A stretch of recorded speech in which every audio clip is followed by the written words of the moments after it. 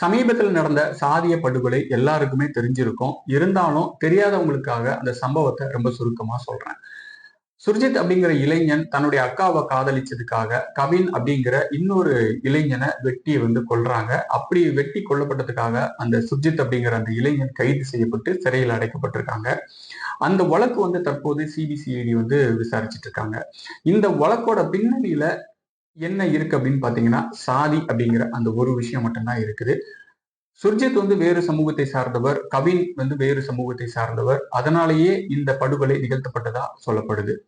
இந்த படுகொலைக்கு பின்னாடி சுர்ஜித்தினுடைய பெற்றோர்கள் அவர்கள் காவல்துறையில தான் பணிபுரியுறாங்க. இருந்தாலும் அவங்களும் இதுக்கு உடந்தையா இருந்ததாக சொல்லப்படுது.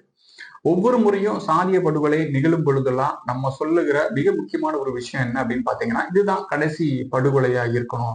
இதுக்கு மேலும் சாதியால இன்னொரு உயிர் போகக்கூடாது அப்படின்னு தான் எல்லாருமே சொல்றாங்க. ஆனாலும் தொடர்ந்து நடந்துகிட்டு இருக்கு. அந்த அளவுக்கு இன்னமும் கூட மக்கள் மத்தியில இந்த சாதி அப்படிங்கிற அந்த ஒரு நோய் இருந்துகிட்டு இருக்கிறத நம்ம கண்கூடா பார்க்க முடியுது.